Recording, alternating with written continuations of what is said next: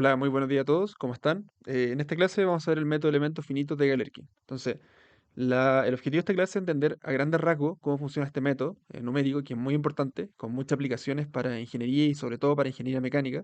Por ejemplo, para resolver problemas estructurales o problemas de transferencia de calor o problemas de fluido, análisis de vibraciones. Se utiliza generalmente este tipo de método, que es el método de elementos finitos, aplicado en varias dimensiones y aplicado en diferentes problemas matemáticos.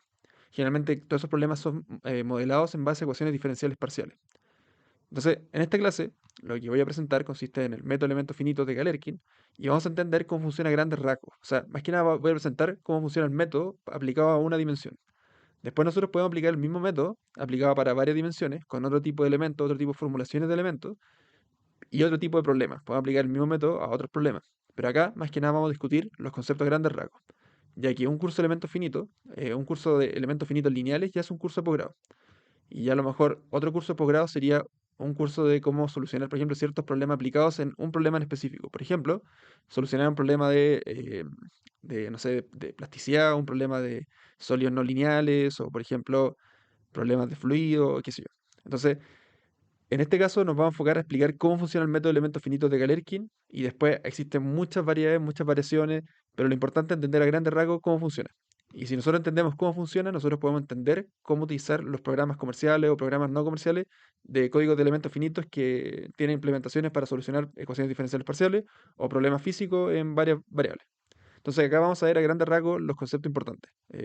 Vamos a hablar de la nomenclatura, vamos a hablar de las grandes ideas de elementos finitos, qué es una función residuo, cómo en específico qué es el método de elementos finitos de Galerkin, la formulación de un elemento y vamos a ver ejemplos en el caso de 1D y en elasticidad lineal y el caso de 1D transferencia de calor. Nuevamente, lo importante es que esta clase condensa mucha información y esa información resume a grandes rasgos. Bueno, vamos a hablar cómo funciona el método de elementos finitos, pero después de eso hay mucha más materia. Antes de comenzar, es importante mencionar que este notebook está basado ampliamente en este libro, el libro de David Hutton, que se llama Fundamentals of Finite Element Method, que es un libro muy bueno, orientado a personas que tienen un background de ingeniería mecánica, entonces eso les puede servir bastante, ya que no es importante saber análisis funcional o hablar de normas de funciones, qué sé yo, o hablar de espacios de Hilbert, sino que es posible leer ese libro y entender cómo funciona el método de elementos finitos sin tener esas bases matemáticas. Entonces, eso. Ahora les voy a presentar el notebook. Acá nosotros nos enfocamos primero vamos a hablar de grandes ideas de elementos finitos, después vamos a programar una aproximación, vamos a hablar de la función residuo, método de elementos finitos de Galerkin en específico, vamos a formular un elemento que va a ser unidimensional, también vamos a dar un ejemplo en elasticidad lineal y un ejemplo 1D en transferencia de calor. Entonces, vamos a partir en esta notebook con lo siguiente. Vamos a importar esta librería que es la siguiente. Es NumPy, como ustedes ya saben, es la librería para hacer computación científica, y vamos a importar Matplotlib, que es para poder plotear y hacer gráficos. Y esta línea es para poder hacer gráficos en el Jupyter Notebook. Oye, entonces, el- ¿en qué consiste el método elemento finito? El método elemento finito nos permite resolver ecuaciones diferenciales. Pueden ser ordinarias o ecuaciones diferenciales parciales. Entonces, para eso, nosotros vamos a solucionar, por ejemplo, este tipo de ecuaciones diferenciales. En este caso, vamos a solucionar este tipo de ecuaciones diferenciales en 1D. Entonces, por ejemplo, el método clásico de residuos ponderados descrito en el notebook anterior, nosotros ya vimos el método de residuos ponderados, utiliza funciones de prueba que son globales. Es decir, cada función de prueba debe aplicarse en todo el dominio de interés y satisfacer idénticamente las condiciones de contorno. Entonces, en el método de residuos ponderados, nosotros hablamos de funciones eh, de aproximación que están determinadas a lo largo entre 0 y L, donde entre 0 y L es el largo del dominio o el tamaño del dominio. En este caso nosotros vamos a hablar de una discretización que van a ser como subdominios y cada subdominio va a consistir en un elemento. Em, entonces nosotros vamos a utilizar estas funciones que consisten en los elementos para poder proponer una aproximación. Entonces, para que se entienda bien esto, nosotros vamos, por ejemplo, tenemos el dominio, este dominio que parte en A y llega hasta B. X sub A corresponde al límite donde x es igual a A, y después tenemos x sub b, que es donde x es igual a b. Y tenemos un dominio, en este caso, unidimensional. Entonces, en ese dominio, nosotros vamos a discretizar ese dominio, ese espacio, en términos de nodos. Entonces, acá, por ejemplo, tenemos diferentes nodos, que son estos puntos azules. Tenemos el nodo x sub 1, el nodo x sub 2, hasta x sub m y el nodo x sub m más 1. Ahora, el espacio que hay entre un nodo y otro nodo nosotros en este caso vamos a modelarlo con un elemento unidimensional, que en este caso consiste en este elemento 1D. En este caso sería como un elemento tipo barra, en el caso una dimensión. Entonces, acá vamos a tener nodos y vamos a tener elementos. En este caso, si nosotros tenemos m elementos, vamos a tener m más 1 nodos, ¿ok? Em, entonces, nosotros vamos a tratar de resolver esto. No queremos una solución que sea exacta siempre, pero queremos una aproximación que se aproxime a la solución. Em, entonces, para hacer eso, tenemos que reconocer que nosotros vamos a utilizar una aproximación. Una aproximación que es la siguiente.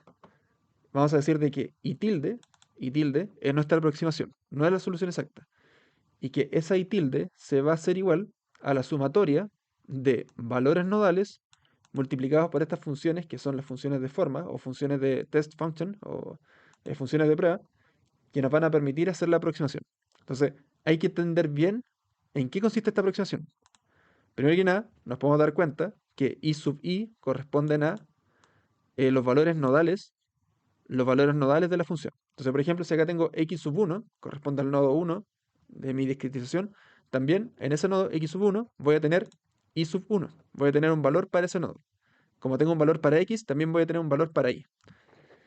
Y para el nodo 2 y para el nodo hasta el nodo m más 1. Entonces, por eso es que parte desde i es igual a 1 hasta m más 1.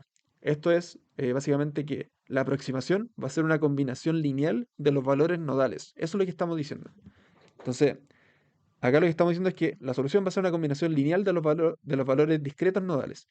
Y que eso va a estar multiplicado por esto, por n sub i. Por n sub i.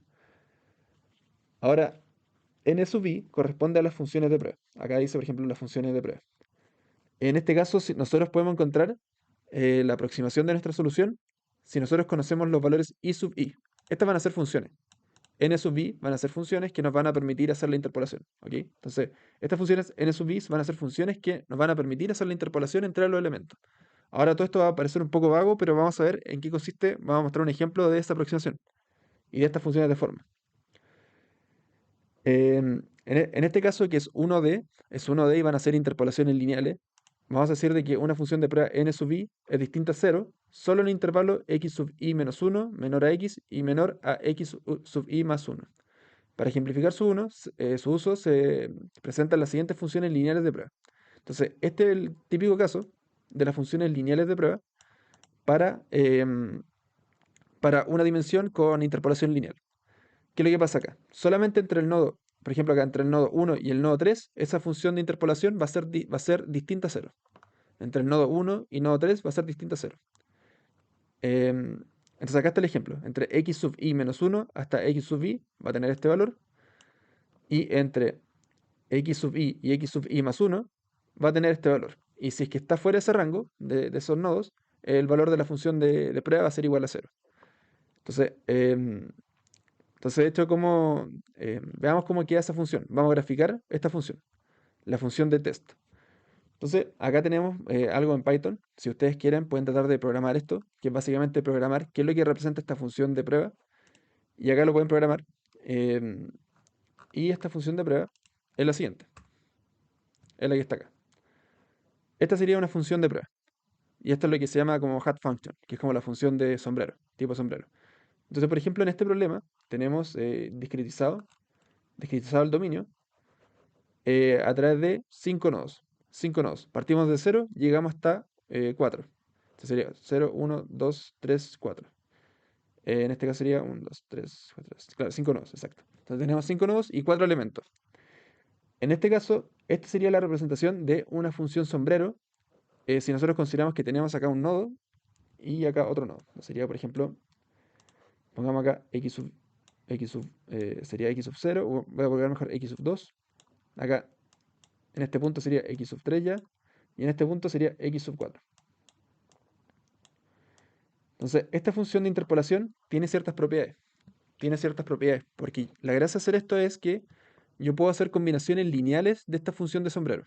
La función de sombrero siempre va a ser así. Puede variar con respecto al dominio, pero la función de sombrero es así. Esta solamente, por ejemplo, esta sería, por ejemplo, como n sub 2. Ahora recordemos que tenemos n sub i funciones. Ahora, ¿qué es lo que pasa? Esta función nos va a permitir interpolar y nos va a permitir definir funciones de base que nos van a permitir interpolar y generar una aproximación. Entonces todavía está un poco vago el concepto, pero recordemos que esta es la hat function. Esta sería n sub 2, por ejemplo. N sub 2. Y esto está definido entre este intervalo. Entonces, mientras x y menos 1 sea menor a x, menor a x sub i, más 1, mientras x esté en este intervalo, la función va a ser distinta a 0. Eso es importante. Y el otro lado, en la otra parte de los dominios, va a ser igual a 0. Entonces eso es algo importante. Estamos diciendo que vamos a tener funciones que van a ser locales.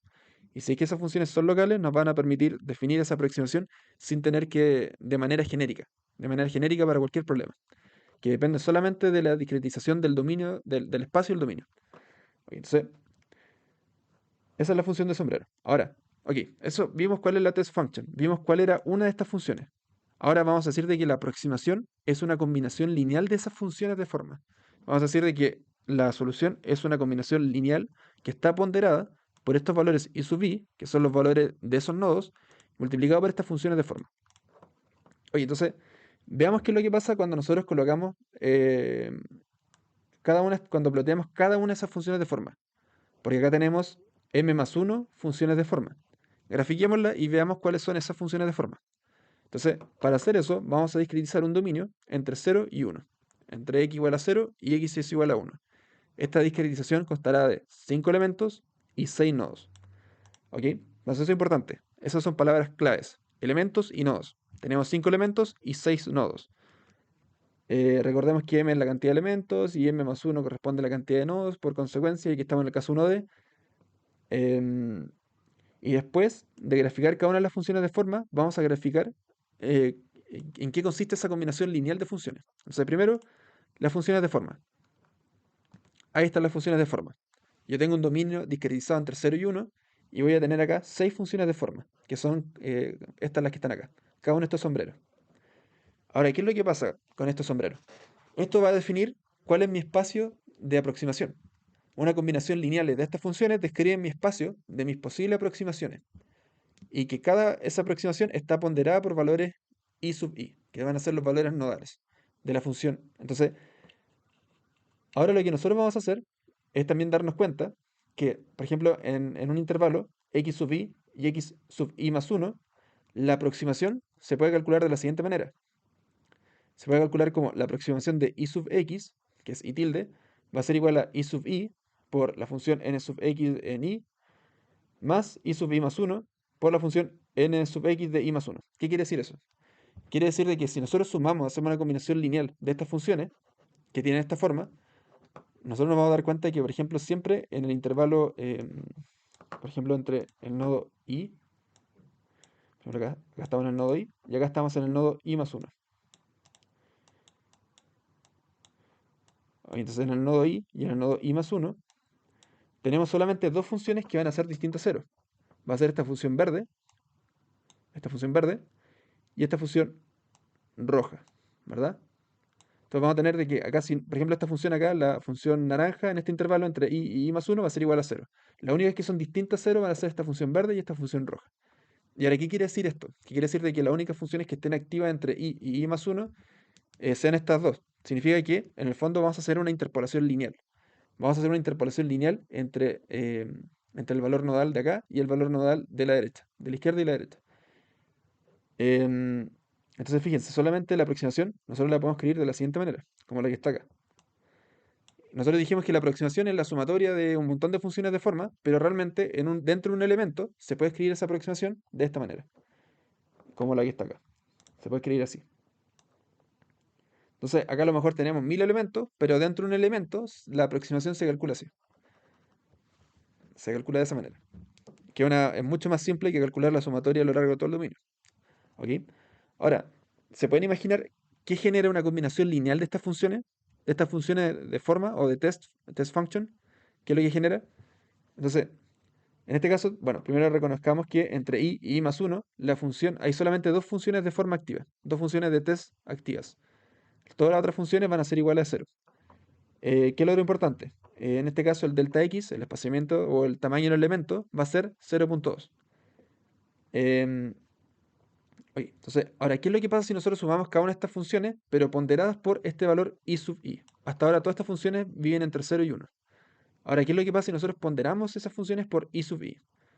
Lo que ocurre es lo siguiente, es que nosotros, por ejemplo, imaginemos que tenemos esta función. Bueno, acá hay un ejemplo de cómo calcular una aproximación con valores nodales. Entonces, acá tenemos un ejemplo de lo mismo. Esto es una aproximación de una parábola. A la curva que está en azul es una parábola, que es una función continua. Esa función de la de parábola es la siguiente. Esa es la solución de la parábola. Esa es la ecuación de la parábola. Ahora, ¿qué es lo que nosotros hacemos acá? Nosotros estamos tratando de representar esa parábola en base a los valores nodales. En base solamente a estos valores nodales. Entonces, por ejemplo, lo que tengo acá es que voy a tener un vector.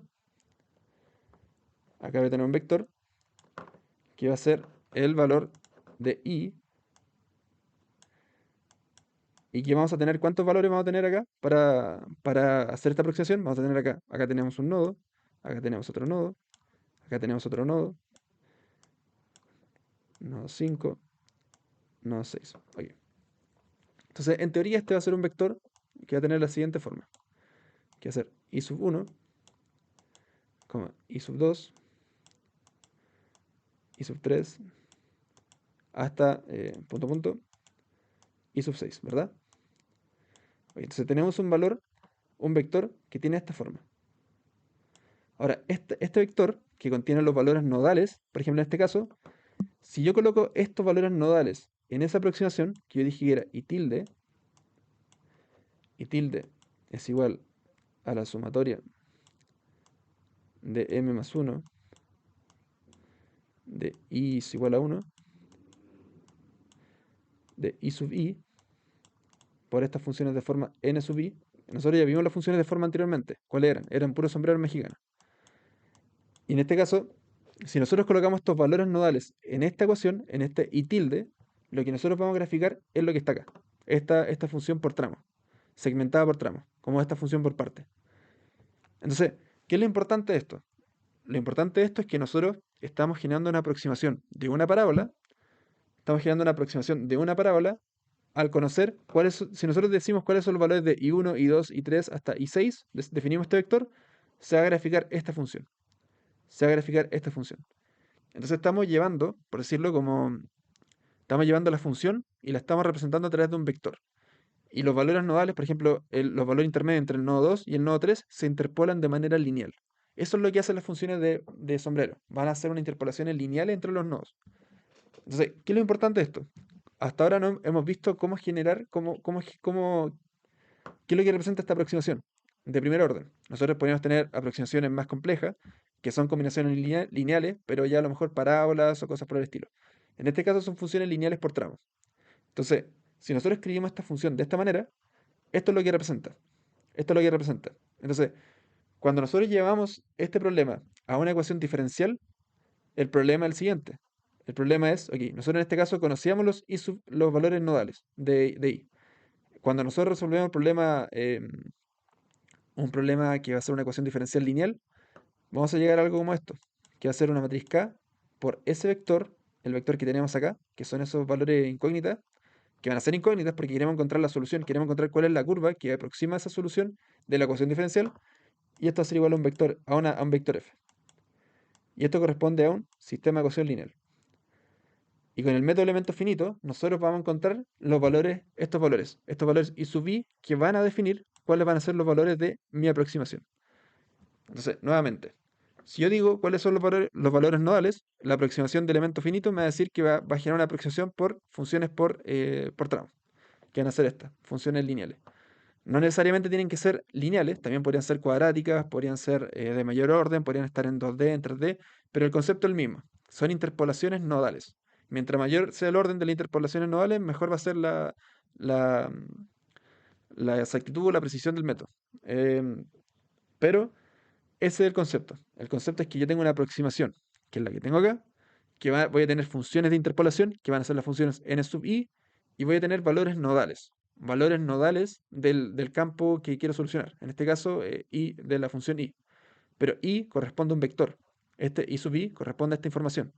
Un vector. Un vector que contiene los valores nodales. Los valores nodales. ¿Y qué es lo que hacemos con el método elemento finito? Nosotros como que hacemos un proceso inverso. Nosotros reconocemos que hay valores nodales que desconocemos. Hay valores nodales que desconocemos y para eso utilizamos el método elementos finitos para determinar cuáles van a ser esos valores nodales que minimizan el error de la ecuación diferencial. Eso es lo que nosotros vimos en el método de residuos ponderados. Que lo que hacíamos, minimizábamos el error de la ecuación diferencial parcial o de la ecuación diferencial ordinaria en base a la definición de un residuo. Un residuo es como nosotros medimos qué tan buena o qué tan mala es la aproximación de nuestra ecuación diferencial general, en este caso lineal. Y ese residuo tiene que ser cero a lo largo de todo el dominio. Si nosotros encontramos ese punto en el que es igual a cero a lo largo de todo el dominio, encontramos la solución exacta. Si encontramos una aproximación en el que ese residuo tienda a cero a lo largo de todo el dominio, eso es una aproximación, porque tiende a cero, no significa que sea igual a cero. Y lo que nosotros vamos a hacer, vamos a describir. Por ejemplo, acá, ¿qué es lo que estamos describiendo acá? Esto tiene mucho que ver con álgebra lineal. Acá estamos diciendo que la aproximación va a ser una combinación lineal de funciones. La solución va a ser una combinación lineal de funciones. Y mientras mayor sea la cantidad de funciones que yo tenga, más rica va a ser la aproximación. O sea, mejor voy a poder describir un espacio mucho más rico de posibles formas de funciones. Por ejemplo, si n sub i, en este caso, tiende a infinito, básicamente representa la parábola. Pero, ¿qué pasa si a lo mejor yo tengo n sub i es igual a 100? Va a ser muy parecido a una parábola, no exactamente igual a una parábola, porque van a ser puras funciones lineales conectadas por tramos. Pero mientras mayor sea la cantidad de funciones de forma, mayor que sea la cantidad de elementos, voy a ser capaz de generar un espacio más rico de funciones. Voy a poder captar una mayor familia de funciones. Em, entonces, lo que nosotros vamos a hacer, como nosotros describimos un espacio de funciones mucho más amplio, lo que nosotros vamos a querer va a ser minimizar el error y encontrar cuál es la solución óptima, la que minimiza el residuo. Y ahí es donde entra el método Galerkin. Ok, entonces, em, aquí está la función residuo. Entonces, como ustedes saben, nosotros ya vimos en el video del método de residuos ponderados, nosotros definimos acá una función, esta función, que era esta función, este es un operador diferencial lineal. Entonces tenemos un operador diferencial lineal actuando sobre una función. Y eso va a ser igual a una función p de x. ¿Esto qué quiere decir? Esto quiere decir aquí, ¿sabes qué? Yo tengo una función que es i de x, eh, yo tengo una función que es i de x, y que a esta le aplico una transformación lineal. En este caso es un operador, que es el operador diferencial. Entonces nosotros agarramos una función, me da lo mismo cuál sea la función, pero le aplico un operador diferencial, y eso me tiene que dar una función p de x. ¿Qué es lo que pasa? Estos operadores, como son lineales, también tienen la inversa, tienen inversa. Entonces, así como nosotros podemos pasar de i de x a p de x, también podemos pasar de p de x a i de x. Podemos hacer el proceso inverso. Podemos llegar acá. De p de x podemos llegar a i de x. Y esto sería como d elevado a menos 1. El operador diferencial elevado a menos 1. Entonces, en este caso, lo que nosotros queremos encontrar es cuál es el valor de i de x. En este caso, i de x es la incógnita. Este operador diferencial vive en un espacio de infinitas dimensiones. ¿Ok? Vive en un espacio de infinitas dimensiones. Y matemáticamente, ¿por qué eso? Porque las funciones tienen infinitos puntos. Es como un vector de infinita dimensión. Es como si nosotros lo vemos desde la perspectiva de la aproximación. Necesitamos una cantidad de elementos que tiende a infinito para representar por ejemplo, cualquier función. Cualquier función. Ahora, imaginemos que esto yo lo puedo escribir de la siguiente manera. Lo puedo escribir como D aplicado sobre I es igual a P, ¿verdad? Donde el operador diferencial aplicado sobre esta función va a ser igual a P. Esto es equivalente matemáticamente, si fuese un espacio de dimensión finita, esto es equivalente a decir una matriz K por un vector de la función, de los valores nodales de la función, va a ser igual a una función P. En este caso voy a colocar esto mejor, voy a colocar acá. Ahora, ¿qué es lo que pasa? K, la matriz de rigidez, es parecido a lo que hace el operador diferencial. ¿Qué es lo que hace el operador diferencial? Hace una transformación lineal. En este caso, esta matriz K genera esa transformación lineal y convierte este vector I, lo convierte en otro vector y lo lleva genera una transformación lineal del vector i, del espacio de i, y lo lleva a P, que es exactamente lo que hace este D. Em, entonces K, una matriz, es muy similar a lo que es un operador. I es muy similar a lo que es un vector. Y P es también muy similar a lo que es el vector. Y esto se puede escribir de esta manera. ¿Por qué? Porque este es un problema lineal. Entonces, acá hay cierta analogía, cierta fracción que nosotros podemos observar. Ahora, vamos a lo concreto. Lo concreto es lo siguiente. Es que al colocar, vamos a decir de que I va a ser parecido a lo que es la aproximación. Esta va a ser nuestra aproximación. Van a ser similares. Pero ¿qué es lo que pasa? Cuando yo coloque la aproximación en este operador, esto no va a ser igual a cero. La aproximación sobre el operador menos p de x no va a ser igual a cero, va a ser distinto a cero. Puede ser igual a cero en ciertos valores nodales, pero en general va a ser distinto a cero. En general, en general va a ser distinto a cero. Entonces, eso y esta función, la función residuo, va a determinar qué tan buena o qué tan mala es la aproximación. Entonces, si nosotros colocamos una aproximación sobre esto, a lo mejor la función residuo nos va a dar algo que es como esto. No nos va a dar un valor escalar, sino que nos va a decir que vamos a tener una función que nos va a decir qué también funciona la aproximación en diferentes valores nodales. Entonces, por ejemplo, podemos tener algo así, por acá la aproximación funciona medio mal, después empeora, empeora, empeora, y después a lo mejor funciona muy bien. Entonces, ¿qué es lo que pasa? Acá tenemos un área. Acá tenemos un área, vamos a colocar área sub 1 y acá tenemos área sub 2.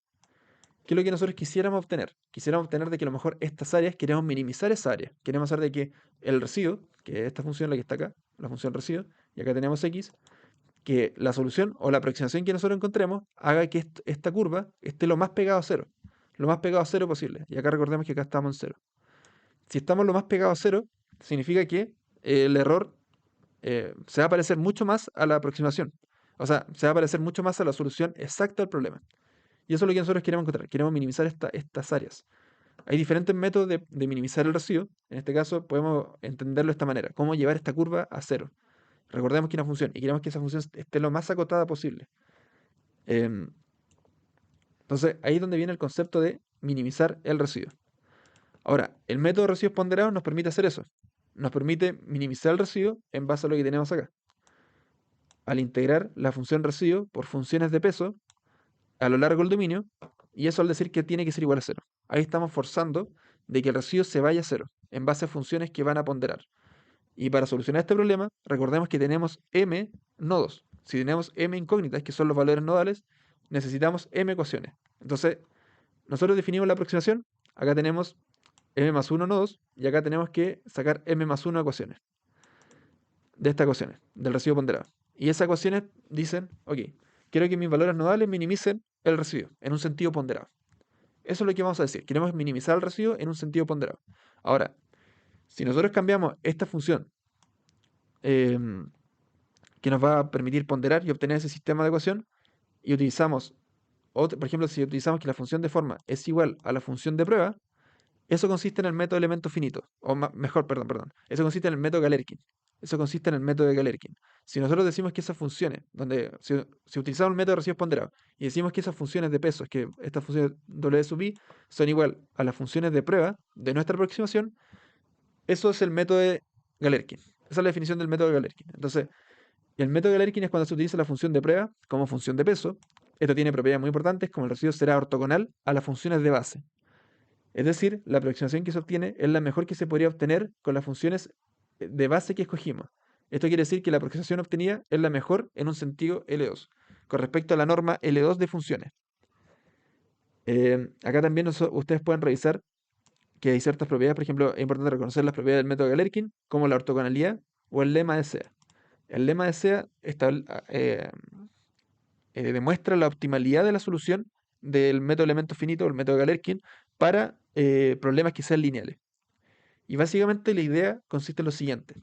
Nosotros decimos que la aproximación es una combinación lineal de funciones, que cada una aporta información que es independiente de la otra, ¿verdad? De hecho, si nosotros vemos esta función acá, esta función, una combinación lineal de estas funciones, cada una va a aportar información independiente de la otra. ¿Por qué? Porque si se dan cuenta está como trasladadas las funciones, están trasladadas. Y van a ser ortogonales. Van a ser ortogonales y eso significa que van a ser linealmente independientes. O sea, cada una va a aportar información única que la otra función no podría aportar. Por ejemplo, esta función, la que está morada, es la única que me podría, por ejemplo, incrementar el valor a lo largo de esta zona. O esta función roja es la única que podría modificar los valores en esta zona. Entonces, cada una aporta información que es única, son independientes. No estamos generando una combinación que es redundante. Entonces, eso es importante. Entonces, esa combinación lineales de funciones también se puede describir como desde el punto de vista de álgebra lineal. Y en este caso, si nosotros decimos una combinación lineal de funciones, eso va a describir un espacio de aproximación. En este caso, se presenta como si fuese un plano. Pero este plano consiste en el espacio de aproximación. Si nosotros tenemos 100 funciones de forma, vamos a poder describir un espacio de a lo mejor de dimensión es igual a 100. Dimensión igual a 100. Pero ¿cuál es el tema? El tema es que las funciones tienen infinitos puntos y por lo tanto viven en un espacio de infinita dimensión. Y lo que nosotros queremos encontrar, en este caso, lo que nosotros vamos a hacer con el método Galerkin es que nosotros vamos a tener un error. Vamos a tener un error de la aproximación. Pero esa función error va a ser ortogonal al espacio de aproximación.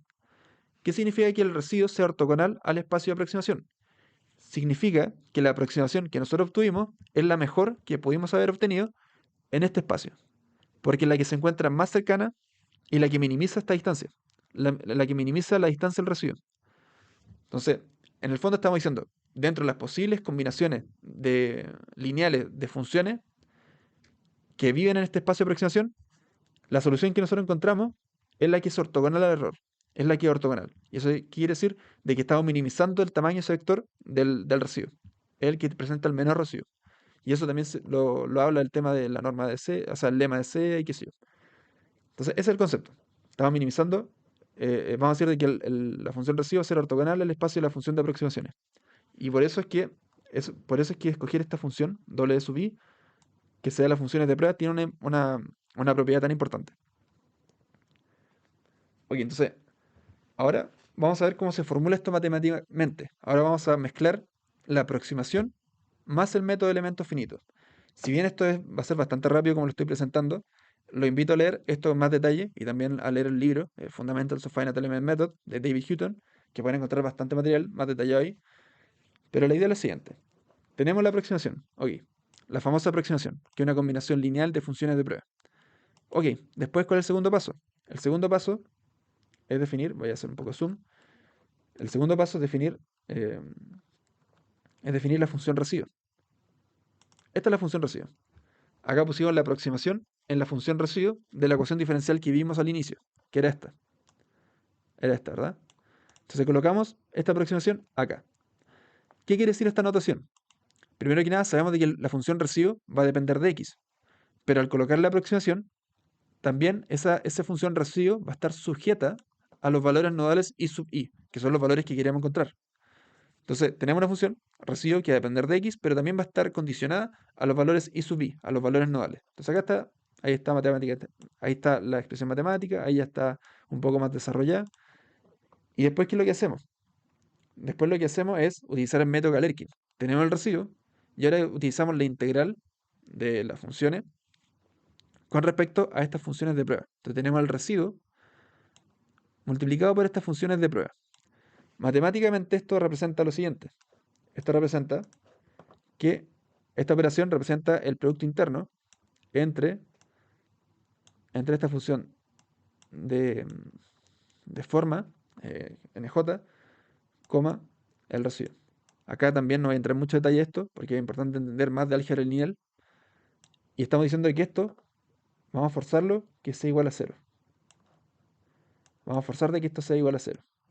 Y en el fondo lo que estamos diciendo es que cada una de las funciones de prueba va a ser ortogonal al residuo. Eso es lo que estamos poniendo, porque el producto punto entre la función de prueba y el residuo va a ser igual a cero.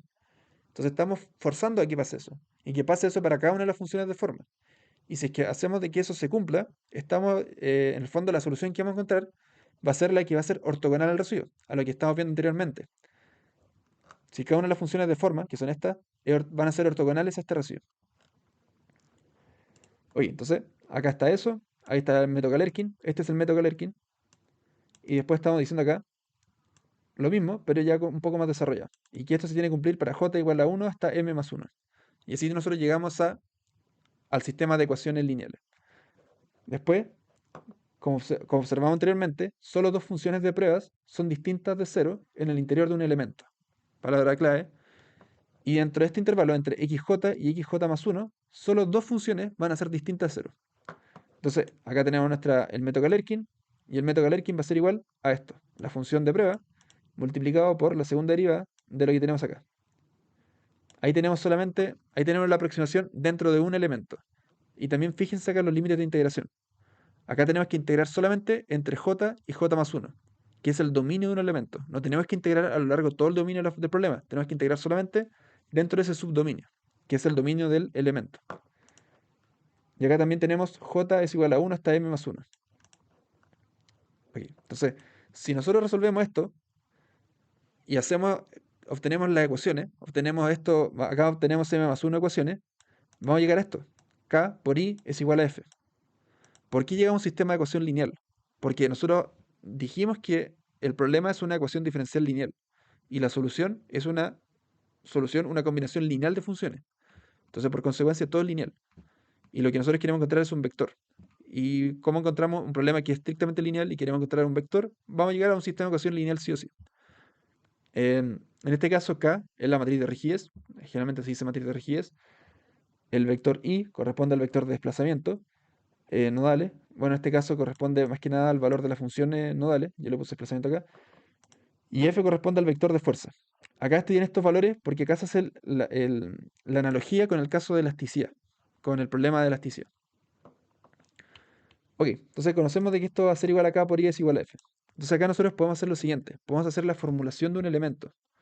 Vamos a hacer una formulación de un elemento. ¿Ok? Entonces, recordamos un poquito. Acá teníamos el dominio, teníamos nodos, que son los valores que están en azules, y este espacio entre x sub 1 y x sub 2, que corresponde acá, por ejemplo, a xj y xj más 1, corresponde al dominio de un elemento. Esto es un elemento. Eso es un elemento. Entonces, si se obtiene la solución exacta de la ecuación A, que es la ecuación diferencial a lo largo de todo el dominio, entonces esa solución satisface la ecuación en cualquier subdominio en A, B. También consideramos el problema en el dominio del elemento. Ok, ¿qué estamos haciendo acá? Acá estamos llevando la ecuación diferencial, pero la estamos estudiando solamente dentro del dominio del elemento. Recordemos, estamos haciendo la formulación de un elemento. Entonces estamos estudiando la ecuación diferencial descrita con un elemento. ¿Qué sabemos? Sabemos que xj y xj más 1 están contenidos en A, B y definen los nodos de un elemento, ¿verdad? Entre xj, por ejemplo, x2 y x sub 3 definen los nodos de un elemento. Y también tenemos que satisfacer lo siguiente, que i evaluado en x sub j sea igual a i sub j y que i evaluado en x sub j más 1 sea igual a i sub j más 1. Y estos son los valores desconocidos de la solución en los puntos finales del subdominio. Entonces, en el fondo, estos van a ser como el problema frontera. Esas son las condiciones de contorno de la ecuación diferencial en el elemento. También tenemos que la aproximación del elemento va a ser igual a esta, ¿verdad? Eso es lo que hemos discutido. Dentro del dominio del elemento, esta es la aproximación, que básicamente son dos funciones de prueba. La combinación lineal de dos funciones de prueba. Ahora, en este caso, las funciones de interpolación, esas funciones de prueba, las podemos escribir de manera más sencilla. Podemos escribirla de esta manera, como la que está acá. Ahora fíjense que esto solamente divide entre xj y xj más 1, y esto también entre xj y xj más 1. Nótese la relación entre las funciones de interpolación definidas en mayúscula y las funciones de pruebas con minúscula. La función de interpolación corresponde a las porciones superpuestas de las funciones de prueba aplicable en un solo elemento. Y acá tenemos una propiedad que es sumamente importante, que es la siguiente. Es que la función de prueba evaluada en el nodo j va a ser igual a 1. Pero n1 evaluada en el nodo xj más 1 va a ser igual a 0. Ahora, la función de prueba n2 evaluada en xj va a ser igual a 0. Y la función de prueba evaluada en el nodo xj más 1 va a ser igual a 1. Esta propiedad se llama la identidad de Kronecker y básicamente lo que hace es que nos va a permitir hacer una interpolación lineal entre los nodos. Nos va a permitir hacer una interpolación lineal entre los nodos. Y esa es la gracia. Esa es la propiedad. Es una propiedad bastante importante que nos permite hacer la interpolación y eso. Después tenemos el residuo. El residuo del elemento. Nuevamente exactamente lo que habíamos hablado anteriormente. El residuo. Pero este residuo está determinado o está condicionado a dos valores nodales. Al valor de ij y ij más 1. Y esto es igual a esta integral. Desarrollamos esta integral, la separamos en dos partes. Después, ¿qué es lo que podemos hacer acá? Lo que podemos hacer acá es utilizar integración por parte. ¿Por qué se utiliza integración por parte? Después vamos a ver por qué se utiliza, pero básicamente es para reducir el orden del problema. Recordemos que estamos diciendo que estas son funciones lineales por parte. ¿Puedo calcular una segunda derivada de una función lineal por parte? La verdad es que no, porque va a dar algo que va a ser igual a cero. Entonces, si yo evalúo eso acá, este término me va a dar igual a cero y el problema va a estar mal condicionado. Pero si yo utilizo integral por parte, sí puedo evaluar esto. Sí puedo evaluar esto. Entonces utilizo integral por parte y, y después, si nosotros hacemos eso, podemos llegar a estas dos ecuaciones. Estas dos ecuaciones que tenemos acá. Em, En este caso se utiliza la propiedad de delta Kronecker para satisfacer las condiciones de borde del elemento. Recordemos que nosotros tenemos dos condiciones de borde, que son las siguientes. Es que i evaluado en xj sea igual a i sub j y que i evaluado en xj más 1 sea igual a ij más 1. La propiedad de esta propiedad que tenemos acá nos va a permitir satisfacer eso, satisfacer las condiciones de borde. ¿Qué otra cosa importante podemos decir acá? La integración por parte tiene tres beneficios. El orden de la ecuación diferencial se ha reducido en 1. Como se demuestra empíricamente, la matriz de rigidez se ha hecho simétrica si es que no hubiésemos integrado por parte, una de las funciones de prueba se hubiese diferenciado dos veces y la otra función de prueba no se hubiese diferenciado. Eso quiere decir de que una función de prueba hubiese quedado como f de x, o sea, como n de x, y una función de prueba hubiese quedado como la segunda derivada de n de x. En este caso, todo quedó como primeras derivadas de n de x. Esa es la idea. La integración por parte introduce las condiciones de contorno de los nodos del elemento. El significado físico de las condiciones de contorno de gradientes, Newman, se vuelve aparente en las siguientes aplicaciones físicas. Entonces, ¿qué quiere decir eso? Quiere decir que, por ejemplo, estos valores que tenemos acá, estas derivadas, corresponden a valores que nosotros podemos colocar, por ejemplo, condiciones de contorno o de borde, que dependen de gradientes. Por ejemplo, esto depende del gradiente de I. Ahora, los gradientes son importantes. Por ejemplo, en un problema de elasticidad o un problema sólido, un gradiente está relacionado a las deformaciones. Y si está relacionado a las deformaciones, también estará relacionado a los esfuerzos. Y esas son condiciones. Por ejemplo, si coloco en un borde de una barra una presión, eso es una condición de contorno de gradiente. Ahora, si yo tuviese un problema de transferencia de calor, un gradiente de la temperatura que representa transferencia de calor, ¿verdad? Y eso, también si yo digo que el extremo de la barra presenta un gradiente o presenta una transferencia de calor, también una condición de contorno. Entonces, es importante que nosotros podamos definir estos gradientes de manera fácil en la formulación del problema. Eh, ok. Ahora, ¿qué es lo que pasa si nosotros, acá tenemos las dos ecuaciones que teníamos anteriormente, que son las que están acá, y representa el, la, esto representa la matriz de rigidez de un elemento. Y esto nosotros podemos escribirlo de forma matricial, de esta manera. ¿Qué es lo que tenemos acá? K sub i j, K sub i j corresponde a estas integrales, a las integrales que tenemos acá. Eso corresponde a K sub i j. Esta matriz representa K sub i j, la matriz que tenemos acá. Y así se calcula K sub i j. I sub 1 y sub 2 corresponden a los valores nodales del extremo izquierdo y del derecho. Y f sub 1 y f sub 2 corresponde a los términos que tenemos acá. Este sería f sub 1 y este sería f sub 2. Y ahí tenemos nuestra formulación de un elemento. Ahora, ¿se acuerdan del método de la rigidez? Que es lo que hacíamos nosotros para estudiar una estructura grande. Calculábamos la matriz de rigidez de una barra, por ejemplo. Y después ensamblábamos muchas barras. En este problema es exactamente lo mismo. Calculamos la matriz de rigidez de un elemento, que en este caso es unidimensional, y eso después lo ensamblamos. Acá tenemos una relación lineal de un elemento. Y después, ¿qué es lo que pasa con esto? Es que después nosotros ensamblamos estas relaciones locales y obtenemos una relación global que describe todo el dominio del problema. Eso. Ok. Es importante notar que las soluciones nodales de problemas son equivalentes entre elementos. O sea, los nodos que se comparten entre los elementos, las soluciones nodales van a ser equivalentes. Lo que sí no va a ser igual van a ser los gradientes. Los gradientes entre elementos van a ser distintos. Y de hecho es muy, muy fácil apreciarlo. O sea, si yo tengo acá una función, y recordemos que nosotros estamos haciendo una interpolación por partes, tenemos funciones que son así, ¿verdad? La derivada que tengo acá, esta pendiente, de este elemento va a ser distinta a la pendiente de este elemento. Entonces, en este punto, una pendiente va a ser hacia allá y otra pendiente va a ser hacia acá. ¿Van a ser iguales? No, no van a ser iguales. Entonces, entender de que las pendientes para una interpolación lineal no van a ser iguales, Es importante, porque así yo también puedo cuantificar el error de mi aproximación. Lo ideal es que mi aproximación, las pendientes sean lo más parecido posible entre estos puntos. Si las pendientes son lo más parecido posible, significa que el error tiende a cero. Entonces acá una forma para determinar la precisión de la aproximación es comparar la magnitud de la discontinuidad de los gradientes. Es comparar esa magnitud, de qué tan grande es la diferencia entre los gradientes. Y eso se extiende para uno o dos o tres dimensiones. Ok, entonces si se dan cuenta, vamos a aplicar este mismo problema para una ecuación diferencial, que en este caso es elasticidad lineal. La ecuación de elasticidad lineal para una barra en 1D es la siguiente, es la que está acá, que es básicamente E por la segunda derivada del campo de desplazamiento con respecto a delta X es igual a cero. Eso es para satisfacer el equilibrio. Que lo que decimos después, vamos a formular el elemento. La aproximación u de x va a ser igual a esto, una combinación lineal o una interpolación lineal con dos funciones de forma. Tenemos el valor del campo de desplazamiento u sub 1 y acá el desplazamiento u sub 2. Si escribimos esto con más detalle, vamos a tener lo que está acá. Esa va a ser nuestra función de aproximación de un elemento. En este caso la barra tendrá un largo L y también tenemos un volumen de interés, porque es una barra. Entonces, el problema se puede escribir acá como la integral triple de este problema con respecto al volumen de esta función de forma por el residuo va a ser igual a esto. Y eso tiene que ser igual a cero. ¿Qué es esto? Esto es el método Galerkin. Y esto después lo llevamos a una integral simple de una dimensión. Y acá sacamos dos ecuaciones, para i igual a 1 y i igual a 2. Después, ¿qué hacemos? Decimos que delta v es igual a por delta x, ¿verdad? Y integrando por partes se obtiene lo siguiente. Se obtiene esta ecuación.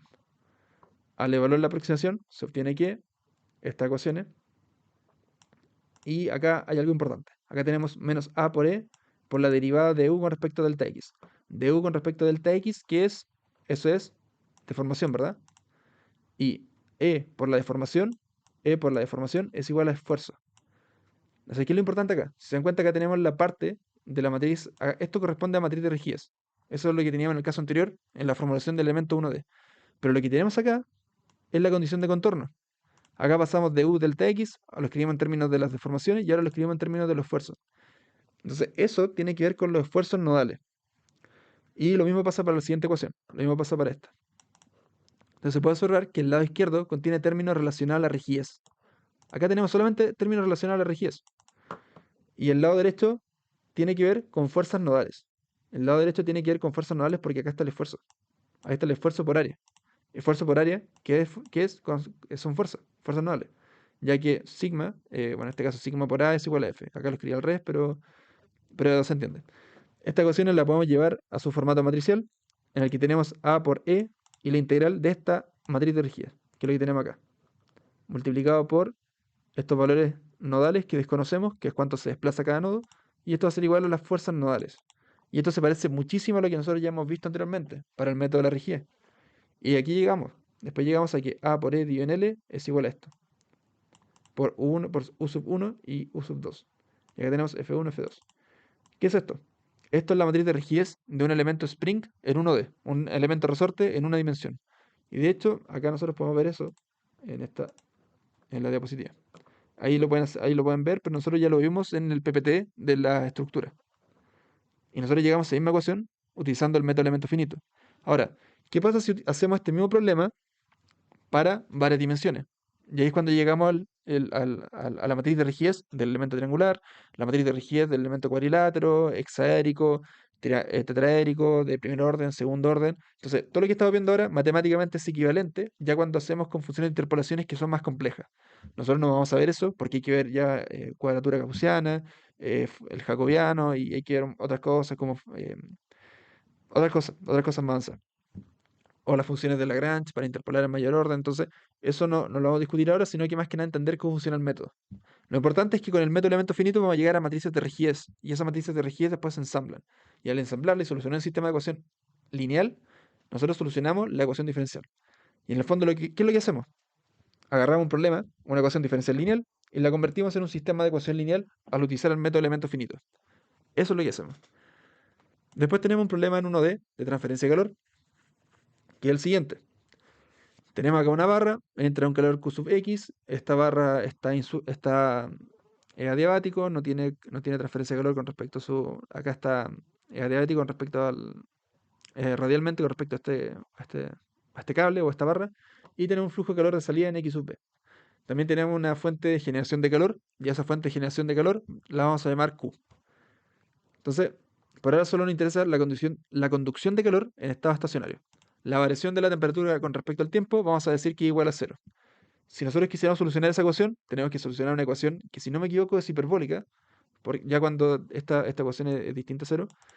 Em, pero en el caso unidimensional, la ecuación que gobierna la ecuación de calor es esta. Es esta. Oye, ¿qué es K sub X? K sub X es el coeficiente de conducción. Esta es la segunda deriva de la temperatura con respecto al espacio. Y Q corresponde al calor generado. No voy a demostrar esta ecuación, pero creo que ya la mostré en otra clase. Pero bueno, esta es la ecuación de transferencia de calor. Si se dan cuenta, se parece bastante a la ecuación de problema de elasticidad. De hecho, sí, se parece muchísimo a la ecuación que son ecuaciones diferenciales de segundo orden. Em, ok, también sabemos de que el flujo de calor va a ser igual a menos K sub X por el, por la variación de temperatura con respecto a delta X. Eso es, que es la ley de Fourier. Eso es la ley de Fourier. ¿Qué se parece a esto? Esto se parece bastante a la definición de esfuerzo. Acá es como la derivada del desplazamiento con respecto a delta X. Esto es la deformación.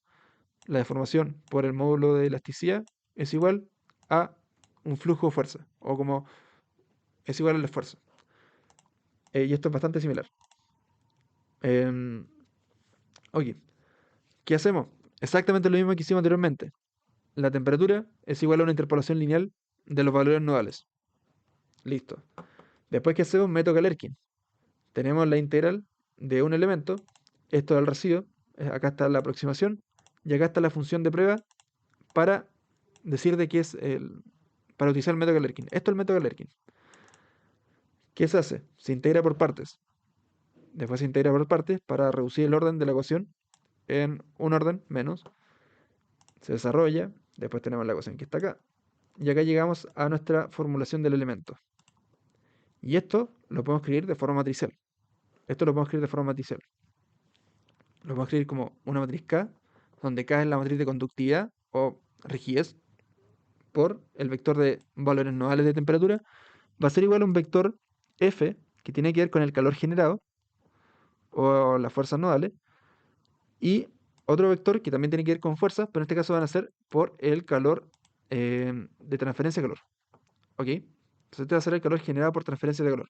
Fg corresponde a este calor, que corresponde a transferencia de calor. Si se dan cuenta, K sub X por A por dt con respecto a X, transferencia de calor. Y esto, la integral que tenemos con Q con respecto a n sub 2, este término, corresponde a calor generado. Y acá está la descripción. Acá nosotros calculamos la matriz de rigidez de ese elemento.